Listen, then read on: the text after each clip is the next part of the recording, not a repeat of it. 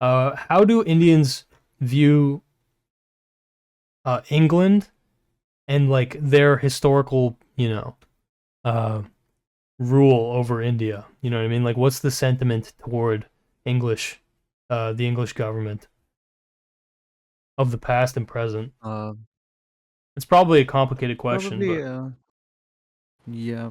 It's not that complicated. Like the answer is pretty simple, as in like they view them as bad people who stole a bunch of things. So, yeah, obviously. mhm. But yeah, I would say that like because of this like assertion that like UK has done us bad and done us dirty, and nothing good has come out of like colonization. What they do is like I remember there was this case where like there was an Indian student that was like elected as the, I think, president from a student union in a university that happened to be in Canada, in England, right? Yeah. And this person was found to be racist, like making extremely racist remarks regarding like a Chinese student or whatever. Yeah. Like it was like on social media, it was incredibly racist, and she was like essentially like kicked out and I think suspended from the university. Okay. And it was a big movement in India, right? Like that they're extremely anti-Hindu. The only reason that she was kicked out was because she was Hindu, and like Ah, I see. Hindus are discriminated against. Yeah, yeah. So yeah, like it's not that like UK has never done anything wrong after that, and also it doesn't help the fact that like they show the things that they have looted from India as like a point of national pride, I guess. I don't know. Yeah, it's funny Uh, they do the same for Greece. They do the same for a lot of countries. I think like yeah, they've taken Greek artifacts and shit like that. Yeah. Anyway, sorry, go on. that's the general sentiment that they just don't like British in general, and also generally, let's say like the UK wants to talk to India about like anything possible, anything that India has done wrong, or anything that can be talked in a like a critical fashion. I've seen multiple meetings with like the foreign policy advocate right now. What they would do is they just start dictating UK, as in like the UK should back down and stop talking about what India has to do, and because sometimes UK thinks that their problem is the world's problem. It's like, no, that's not true. Like the UK is simply asking for like a business transaction regarding like Russia and Ukraine, or like talking about the wars and the general conditions of the world. This is not like an India versus UK thing. It's more like the Europe is asking for help.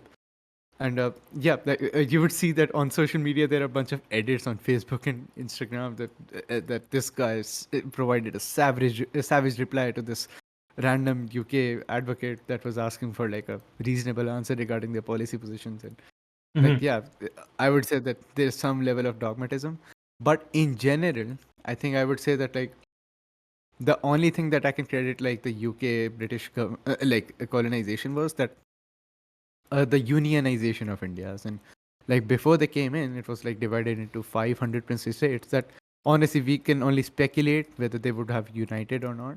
But Hmm. like, what definitely happened was that after the UK left, even though they did ended up like dividing India into two halves, like India and Pakistan, it's still like a cohesive country with like one law that I I see. honestly think is very I appreciate the constitution. I think I like the constitution. Right. Okay. So you're saying generally the history of Britain's colonial rule over India is viewed negatively, but you appreciate, or a lot of people appreciate, that they unified India, that they put it under one name because it was a bunch of territories, basically. Yeah, sure. Like they obviously they have to. I'll say that they have to reach a little bit to find contentions.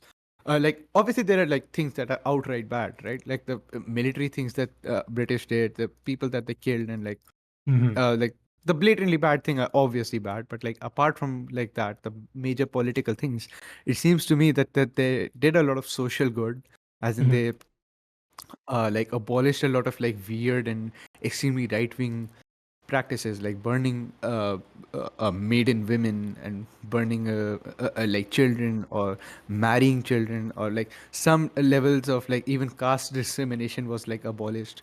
Like Hmm. these things that you can find these good things like here and there, that seems to me at least like the people were genuinely trying to make a concerted effort to make the social conditions better. So Hmm. I would say that like I don't know whether that would have happened without the British rule or not, but the fact of the matter is that they did help with this. Okay. And you mentioned that the British that they outlawed or they had basically enforced certain rules around the caste system. Do you know anything about that? Because I was actually about to ask you. I was about to ask you a interesting question, which is why did the British not ban the caste system or dismantle the caste system?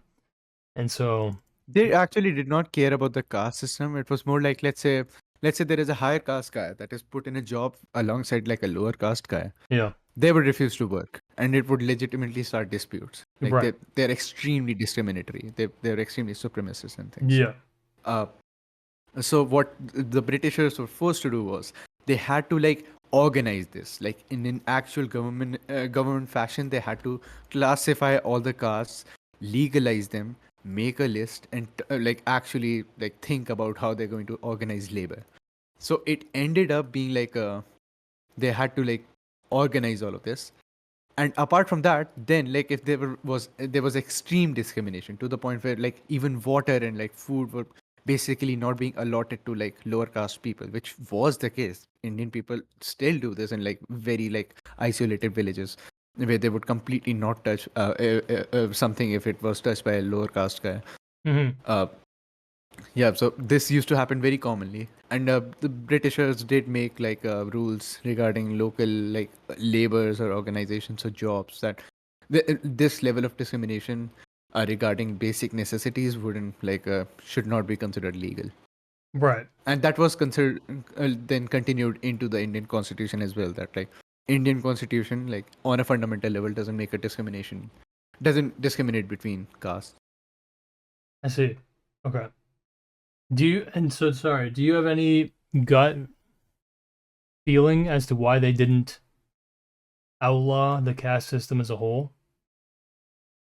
Yeah, I explained to you the reason, right? Like Okay. the reason that they had to organize was that the people wouldn't work with lower caste people. If they abolished it, then it would Oh, have been the same thing, right? Like people wouldn't cooperate. I Like a see. higher caste guy, like if they're extremely dogmatic, they just wouldn't do things with lower caste people. So they were forced to organize it. They weren't necessarily always doing it for a good reason. They just wanted labor, and that Hmm. was like the most efficient way to get labor.